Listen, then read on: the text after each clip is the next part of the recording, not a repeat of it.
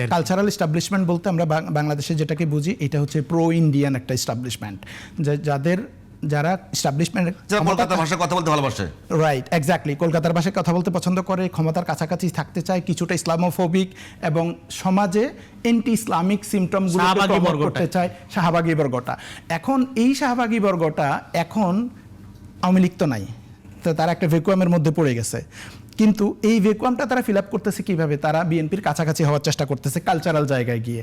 আপনি বাংলাদেশের মিডিয়া এস্টাবলিশমেন্টের কথা বলেন, গত এক মাসের মিডিয়াও যদি আপনি অ্যানালাইসিস করেন দেখবেন যে এদের মধ্যে এরা নিজেদেরকে, এটা মাথায় রাখবেন যে এইটা বিএনপির জন্য ভালো হচ্ছে কিনা।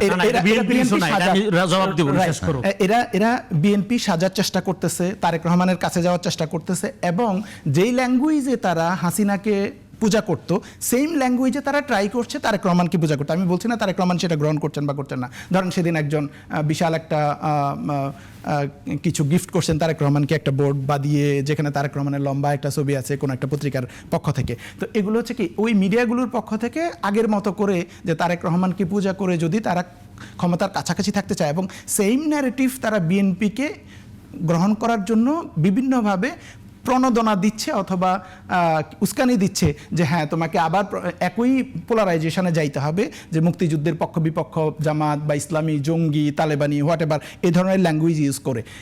এবং এই প্রবণতাটা এতটাই স্ট্রং হয়ে যাচ্ছে, যেটা আওয়ামী লীগের সময়ে ছিল এরকম, যে এখন প্রো বিএনপি যারা অ্যাক্টিভিস্ট, যারা দীর্ঘদিন বিএনপি করছে, এরকম অনেককে আমি দেখছি যে ট্যাগিং করা হচ্ছে যে এরা জামাতি, এরা সিক্রেট জামাতি। ইভেন তারেক রহমানের খুব ক্লোজ একজনকেও আমি দেখছি ফেসবুকে লিখছে যে ডক্টর মাহাদি আমিনও প্রো জামাতি অথবা গুপ্ত জামাত, হ্যাঁ গুপ্ত জামাত, বা সাফকাত রাব্বি অনেক, অথবা ওই যে মাবরুর রশিদ বানা, বা এরকম যারা আছে যারা বাংলাদেশপন্থী বা ডানপন্থী অথবা বিএনপির যে বাংলাদেশি জাতীয়তাবাদ ও ইসলামী মূল্যবোধের রাজনীতি সেটাকে যারা হোল্ড করে, ধরেন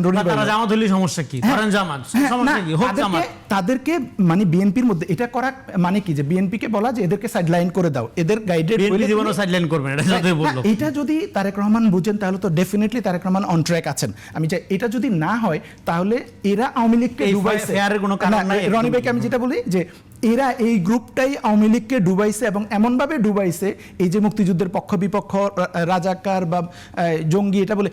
হাসিনার যে পতন হলো সেটাও তো এরকম একজন তেলবাজ সাংবাদিকের কথা দিয়ে যে রাজাকারের নাতিপুতিকে দিবেন না মুক্তিযোদ্ধার নাতিপুতিকে দিবেন।